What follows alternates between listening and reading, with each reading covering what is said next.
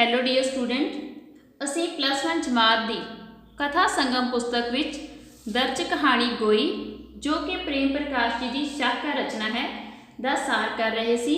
ਬੇਟਾ ਪਹਿਲਾਂ ਅਸੀਂ ਇਸ ਕਹਾਣੀ ਦੇ ਸਾਰ ਦਾ ਹਾਫ ਪਾਰਟ ਕਰ ਚੁੱਕੇ ਹਾਂ ਅਤੇ ਹੁਣ ਸਾਰ ਦਾ ਨੈਕਸਟ ਪਾਰਟ ਸ਼ੁਰੂ ਕਰਨਾ ਹੈ। ਪਰ ਪਹਿਲਾਂ ਮੈਂ ਤੁਹਾਨੂੰ ਸਾਰ ਦੇ ਪਹਿਲੇ ਹਿੱਸੇ ਸੰਬੰਧੀ ਸੰਖੇਪ ਵਿੱਚ ਦੱਸਾਂਗੀ। ਇਸ ਕਹਾਣੀ ਵਿੱਚ ਲੇਖਕ ਨੇ ਇੱਕ ਪਾਸੇ ਸ਼ਹਿਰੀ ਮੱਧ ਵਰਗ ਦੇ ਦਿਖਾਵੇ ਵਾਲੀ ਜ਼ਿੰਦਗੀ ਅਤੇ ਦੂਜੇ ਪਾਸੇ ਪੇਂਡੂ ਜੀਵਨ ਦੀ ਸਿੱਧੀ ਸਾਦੀ ਜ਼ਿੰਦਗੀ ਦੇ ਅੰਤਰ ਵਿਰੋਧਾਂ ਵਿੱਚੋਂ ਪੈਦਾ ਹੋਏ ਤਣਾਅ ਨੂੰ ਪੇਸ਼ ਕੀਤਾ ਹੈ।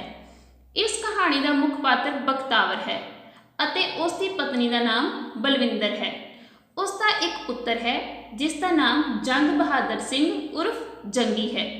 ਕਹਾਣੀ ਵਿੱਚ ਅਸੀਂ ਪੜ੍ਹਦੇ ਹਾਂ ਕਿ ਜਿਸ ਦਿਨ ਬਖਤਾਵਰ ਦੀ ਬੇਬੇ ਦੀ ਬਰਸੀ ਹੁੰਦੀ ਹੈ ਉਸੇ ਦਿਨ ਹੀ ਉਸ ਦੇ ਪੁੱਤਰ ਜੰਗ ਬਹਾਦਰ ਦਾ ਜਨਮ ਦਿਨ ਵੀ ਹੁੰਦਾ ਹੈ। ਪਰ ਘਰ ਵਿੱਚ ਹਰ ਸਾਲ ਜੰਗੀ ਦਾ ਜਨਮ ਦਿਨ ਮਨਾਇਆ ਜਾਂਦਾ ਹੈ। ਇਸੇ ਤਰ੍ਹਾਂ ਬਖਤਾਵਰ ਆਪਣੇ ਪੁਰਾਣੇ ਦਿਨ ਯਾਦ ਕਰਦਾ ਹੈ ਕਿ ਜਦੋਂ ਉਸ ਦੀ ਬੇਬੇ ਦੀ ਮੌਤ ਹੋ ਜਾਂਦੀ ਹੈ ਤਾਂ ਉਹ ਆਪਣੇ ਬਾਪੂ ਨੂੰ ਪਿੰਡ ਤੋਂ ਆਪਣੇ ਕੋਲ ਸ਼ਹਿਰ ਲੈ ਆਉਂਦਾ ਹੈ। ਪਰ ਬਾਪੂ ਦੇ ਪ੍ਰਤੀ ਉਸ ਦੀ ਪਤਨੀ ਬਲਵਿੰਦਰ ਦਾ ਵਤੀਰਾ ਚੰਗਾ ਨਹੀਂ ਹੁੰਦਾ, ਇਸ ਲਈ ਘਰ ਵਿੱਚ ਕਲੇਸ਼ ਪਿਆ ਰਹਿੰਦਾ ਹੈ।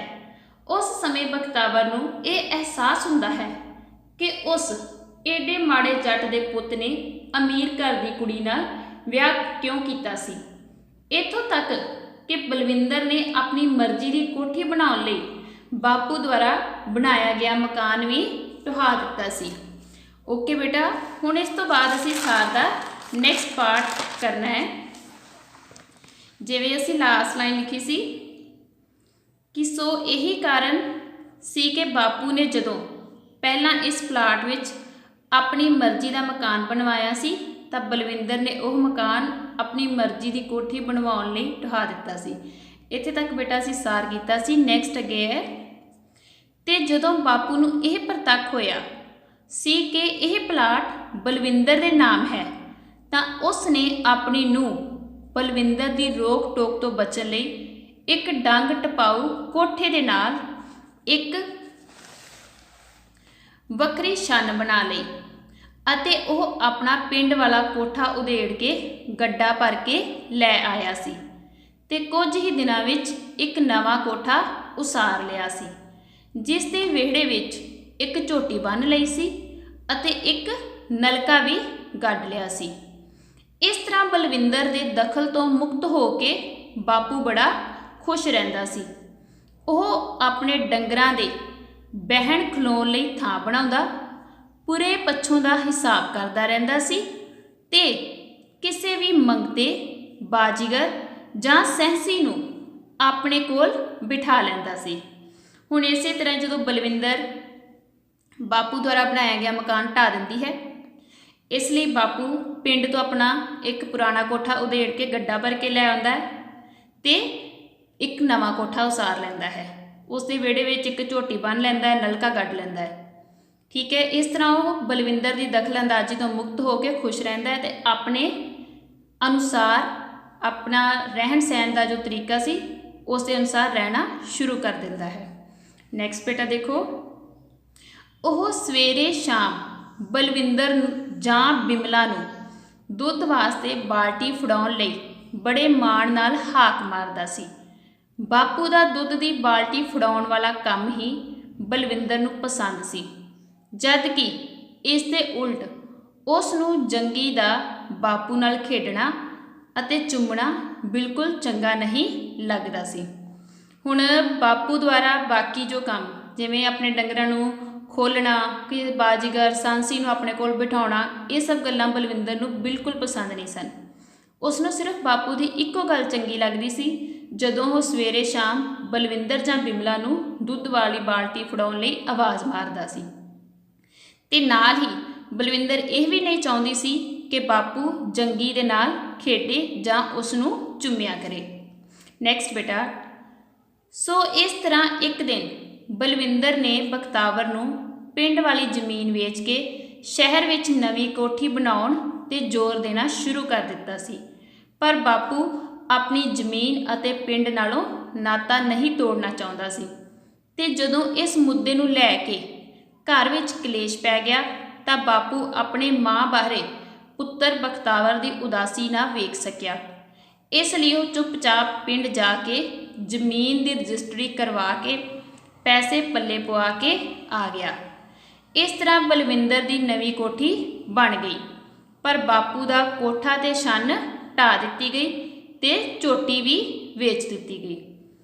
ਹੁਣ ਇਸ ਤੋਂ ਬਾਅਦ ਬਲਵਿੰਦਰ ਬਖਤਾਵਰ ਨੂੰ ਪਿੰਡ ਵਾਲੀ ਜ਼ਮੀਨ ਵੇਚਣ ਤੇ ਜ਼ੋਰ ਦੇਣਾ ਸ਼ੁਰੂ ਕਰ ਦਿੰਦੀ ਹੈ, ਪਰ ਬਾਪੂ ਆਪਣੀ ਪਿੰਡ ਦੀ ਜ਼ਮੀਨ ਵੇਚ ਕੇ ਪਿੰਡ ਨਾਲੋਂ ਨਾਤਾ ਨਹੀਂ ਤੋੜਨਾ ਚਾਹੁੰਦਾ ਸੀ। ਇਸ ਕਰਕੇ ਉਹਨਾਂ ਦੇ ਘਰ ਵਿੱਚ ਕਲੇਸ਼ ਵੀ ਹੁੰਦਾ ਹੈ, ਸਾਰੇ ਘਰ ਵਿੱਚ ਉਦਾਸੀ ਛਾ ਜਾਂਦੀ ਹੈ। ਪਰ ਅੰਤ ਵਿੱਚ ਬਾਪੂ ਬਖਤਾਵਰ ਦੀ ਉਦਾਸੀ ਵੇਖ ਨਹੀਂ ਸਕਦਾ, ਇਸ ਲਈ ਉਹ ਚੁੱਪਚਾਪ ਜਾਂਦਾ ਹੈ, ਪਿੰਡ ਚਲਾ ਜਾਂਦਾ ਹੈ ਤੇ ਜ਼ਮੀਨ ਵੇਚ ਕੇ ਪੈਸੇ ਪੋਲੇ ਪਵਾ ਕੇ ਆ ਜਾਂਦਾ ਹੈ। ਫਿਰ ਜਦੋਂ ਨਵੀਂ ਕੋਠੀ ਬਣ ਜਾਂਦੀ ਹੈ ਤੇ ਬਾਪੂ ਦਾ ਕੋਠਾ ਤੇ ਛੰਨ ਢਾਹ ਦਿੱਤੀ ਜਾਂਦੀ ਹੈ ਤੇ ਝੋਟੀ ਵੀ ਵੇਚ ਦਿੱਤੀ ਜਾਂਦੀ ਹੈ। ਨੈਕਸਟ ਬੇਟਾ, ਹੁਣ ਫਿਰ ਬਾਪੂ ਅੱਗੇ ਇਹ ਮੁਸ਼ਕਲ ਖੜੀ ਹੋ ਗਈ ਕਿ ਉਹ ਕਿੱਥੇ ਬੈਠੇ ਤੇ ਕਿੱਥੇ ਰਹੇ ਜਿੱਥੇ ਬਲਵਿੰਦਰ ਦਾ ਦਖਲ ਨਾ ਹੋਵੇ। ਸੋ ਇਸ ਲਈ ਬਾਪੂ ਗੈਰੇਜ ਵਿੱਚ ਰਹਿੰਦਾ ਸੀ। ਜਦੋਂ ਕੋਠੀ ਬਣ ਜਾਂਦੀ ਹੈ ਤੇ ਬਾਪੂ ਲਈ ਫਿਰ ਇਹ ਮੁਸ਼ਕਲ ਖੜੀ ਹੋ ਜਾਂਦੀ ਹੈ ਕਿ ਉਹ ਕਿੱਥੇ ਰਹੇ, ਕਿਉਂਕਿ ਬਲਵਿੰਦਰ ਦੀ ਦਖਲਅੰਦਾਜ਼ੀ ਉਸ ਨੂੰ ਬਿਲਕੁਲ ਪਸੰਦ ਨਹੀਂ ਸੀ। ਇਹੀ ਕਾਰਨ ਸੀ ਕਿ ਬਾਪੂ ਹੁਣ ਗੈਰੇਜ ਵਿੱਚ ਰਹਿੰਦਾ ਸੀ। ਨੈਕਸਟ ਬੇਟਾ, ਦੂਜੇ ਪਾਸੇ ਬਲਵਿੰਦਰ ਵੀ ਦਿਲ ਦੀ ਮਾੜੀ ਨਹੀਂ ਸੀ। ਉਹ ਚਾਹੁੰਦੀ ਸੀ ਕਿ ਬਾਪੂ ਵੀ ਉਸਦੇ ਦਾਦਾ ਜੀ ਵਾਂਗ ਪਰਿਵਾਰ ਨਾਲ ਰਲ ਮਿਲ ਰਿਹਾ ਕਰੇ। ਸੋ ਇਸੇ ਤਰ੍ਹਾਂ ਪਿਛੋਕੜ ਦੀਆਂ ਇਹਨਾਂ ਸੋਚਾਂ ਤੋਂ ਨਿਕਲ ਕੇ ਜਦੋਂ ਬਖਤਾਵਰ ਬਾਪੂ ਨੂੰ ਉਸਦੇ ਪੋਤਰੇ ਦੇ ਜਨਮ ਦਿਨ ਦੇ ਮੌਕੇ 'ਤੇ ਕੁਝ ਖਾਣ ਬਾਰੇ ਪੁੱਛਦਾ ਹੈ ਤਾਂ ਬਾਪੂ ਘਰ ਵਿੱਚ ਬਣ ਰਹੀਆਂ ਕਈ ਡਿਸ਼ਾਂ ਨੂੰ ਛੱਡ ਕੇ ਗੋਈ ਭਾਵ ਆਟੇ ਦਾ ਪਤਲਾ ਜਿਹਾ ਕੜਾਹ ਮੰਗਦਾ ਹੈ। ਹੁਣ ਦੂਜੇ ਪਾਸੇ ਵੇਖੀ ਤੇ ਬਲਵਿੰਦਰ ਦਿਲ ਦੀ ਮਾੜੀ ਨਹੀਂ ਸੀ। ਬਸ ਉਹ ਇਹੀ ਚਾਹੁੰਦੀ ਸੀ ਕਿ ਜਿਵੇਂ ਉਸਦੇ ਦਾਦਾ ਜੀ ਆਪਣੇ ਪੋਤੇ ਪੋਤਰੀਆਂ ਨਾਲ ਡਾਈਨਿੰਗ ਟੇਬਲ 'ਤੇ ਬੈਠ ਕੇ ਰਾਜਨੀਤੀ ਦੀਆਂ ਗੱਲਾਂ ਕਰਦੇ ਹਨ, ਇਸੇ ਤਰ੍ਹਾਂ ਬਾਪੂ ਵੀ ਸ਼ਹਿਰੀ ਤੌਰ ਤਰੀਕਿਆਂ ਨੂੰ ਅਪਣਾਵੇ। ਪਰ ਬਾਪੂ ਪਿੰਡ ਦਾ ਜੰਪਲ ਸੀ, ਉਹ ਅਜਿਹਾ ਨਹੀਂ ਕਰ ਸਕਦਾ ਸੀ। ਇਸ ਤਰ੍ਹਾਂ ਸੋਚਾਂ ਸੋਚਦਿਆਂ ਜਦੋਂ ਬਖਤਾਵਰ ਆਪਣੇ ਬਾਪੂ ਨੂੰ ਆਪਣੇ ਪੋਤਰੇ ਦੇ ਜਨਮ ਦਿਨ 'ਤੇ ਕੁਝ ਖਾਣ ਬਾਰੇ ਪੁੱਛਦਾ ਹੈ ਤਾਂ ਬਾਪੂ ਗੋਈ ਦੀ ਮੰਗ ਕਰਦਾ ਹੈ, ਜਦਕਿ ਘਰ ਵਿੱਚ ਬੇਸ਼ੱਕ ਹੋਰ ਕਈ ਡਿਸ਼ਾਂ ਬਣ ਰਹੀਆਂ ਸਨ। ਨੈਕਸਟ ਬੇਟਾ ਦੇਖੋ, ਇਸ ਲਈ ਬਖਤਾਵਰ ਉੱਠ ਕੇ ਰਸੋਈ ਵਿੱਚ ਚਲਾ ਜਾਂਦਾ ਹੈ ਤੇ ਆਪਣੇ ਹੱਥੀਂ ਬਾਪੂ ਲਈ ਗੋਈ ਬਣਾਉਣੀ ਸ਼ੁਰੂ ਕਰ ਦਿੰਦਾ ਹੈ। ਉਸ ਸਮੇਂ ਬਖਤਾਵਰ ਨੂੰ ਯਾਦ ਆਉਂਦਾ ਹੈ ਕਿ ਜਦੋਂ ਕੁਝ ਦਿਨ ਪਹਿਲਾਂ ਬਾਪੂ ਦੇ ਸਰੀਰ ਦਾ ਪਾਣੀ ਘਟ ਗਿਆ ਸੀ ਤਾਂ ਉਸ ਨੂੰ ਹਸਪਤਾਲ ਦਾਖਲ ਕਰਵਾਉਣਾ ਪਿਆ ਸੀ। ਉਸ ਸਮੇਂ ਬਾਪੂ ਨੇ ਬਖਤਾਵਰ ਅਤੇ ਬਲਵਿੰਦਰ ਨੂੰ ਆਪਣੇ ਕੋਲ ਬੁਲਾ ਕੇ ਵਸੀਅਤ ਵਰਗੀ ਬੇਨਤੀ ਕੀਤੀ ਸੀ ਕਿ ਉਸ ਨੂੰ ਮਰਨ ਉਪਰੰਤ ਪਿੰਡ ਵਾਲੀਆਂ ਮੜੀਆਂ ਵਿੱਚ ਲਿਜਾਇਆ ਜਾਵੇ। ਪਰ ਬਾਪੂ ਦੇ ਠੀਕ ਹੋਣ ਤੋਂ ਬਾਅਦ ਬਲਵਿੰਦਰ ਨੇ ਇਹ ਗੱਲ ਆਪਣੀਆਂ ਵਾਲ ਕੱਟੀਆਂ ਸਹੇਲੀਆਂ ਨੂੰ ਚੁਟਕਲਾ ਬਣਾ ਕੇ ਸੁਣਾਈ ਸੀ। ਹੁਣ ਜਦੋਂ ਬਖਤਾਵਰ ਆਪਣੇ ਬਾਪੂ ਲਈ ਗੋਈ ਬਣਾਉਣੀ ਸ਼ੁਰੂ ਕਰ ਦਿੰਦਾ ਹੈ, ਉਸ ਵੇਲੇ ਫਿਰ ਉਸ ਨੂੰ ਯਾਦ ਆਉਂਦਾ ਹੈ ਕਿ ਕੁਝ ਦਿਨ ਪਹਿਲਾਂ ਜਦੋਂ ਬਾਪੂ ਦੇ ਸਰੀਰ ਦਾ ਪਾਣੀ ਘਟਣ ਕਰਕੇ ਉਸ ਨੂੰ ਹਸਪਤਾਲ ਦਾਖਲ ਕਰਵਾਇਆ ਗਿਆ ਸੀ ਤੇ ਬਾਪੂ ਨੇ ਬਲਵਿੰਦਰ ਤੇ ਬਖਤਾਵਰ ਅੱਗੇ ਬੇਨਤੀ ਕੀਤੀ ਸੀ ਕਿ ਜੇਕਰ ਉਸ ਦੀ ਮੌਤ ਹੋ ਜਾਵੇ ਤੇ ਉਸ ਨੂੰ ਪਿੰਡ ਵਾਲੀਆਂ ਮੜੀਆਂ ਵਿੱਚ ਹੀ ਲਿਜਾਇਆ ਜਾਵੇ, ਕਿਉਂਕਿ ਉਹ ਆਪਣੇ ਪਿੰਡ ਨਾਲੋਂ ਨਾਤਾ ਨਹੀਂ ਤੋੜਨਾ ਚਾਹੁੰਦਾ ਸੀ। ਪਰ ਬਲਵਿੰਦਰ ਅਜਿਹੀ ਗੱਲ ਨੂੰ ਨਹੀਂ ਸਮਝ ਸਕਦੀ ਸੀ, ਇਸ ਲਈ ਉਸਨੇ ਬਾਪੂ ਦੀ ਇਹ ਗੱਲ ਵੀ ਮਜ਼ਾਕੀਆ ਲਹਿਜੇ ਵਿੱਚ ਹੀ ਲੈ ਲਈ ਤੇ ਇਹ ਗੱਲ ਉਸਨੇ ਆਪਣੀਆਂ ਵਾਲ ਕੱਟੀਆਂ ਸਹੇਲੀਆਂ ਨੂੰ ਚੁਟਕਲਾ ਬਣਾ ਕੇ ਸੁਣਾਈ। ਨੈਕਸਟ ਬੇਟਾ, ਇਸ ਤਰ੍ਹਾਂ ਸੋਚਾਂ ਸੋਚਦੇ ਹੋਏ ਬਖਤਾਵਰ ਆਪਣੇ ਬਾਪੂ ਲਈ ਗੋਈ ਤਿਆਰ ਕਰ ਲੈਂਦਾ ਹੈ ਅਤੇ ਗੈਰੇਜ ਵਿੱਚ ਬਾਪੂ ਲਈ ਗੋਈ ਵਾਲੀ ਬਾਟੀ ਚੁੱਕ ਕੇ ਲੈ ਜਾਂਦਾ ਹੈ।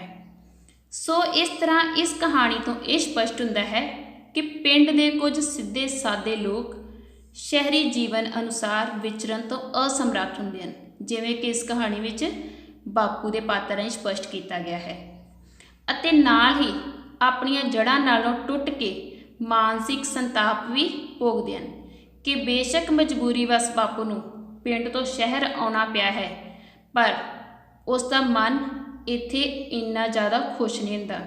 ਇੱਥੋਂ ਤੱਕ ਕਿ ਮਰਨ ਦੇ ਸਮੇਂ ਵੇਲੇ ਵੀ ਉਸਨੇ ਆਪਣੀ ਇਹੀ ਇੱਛਾ ਪ੍ਰਗਟ ਕੀਤੀ ਸੀ ਕਿ ਉਸ ਦਾ ਅੰਤਿਮ ਸੰਸਕਾਰ ਜੋ ਹੈ ਉਸਦੇ ਪਿੰਡ ਵਿੱਚ ਹੀ ਕੀਤਾ ਜਾਵੇ।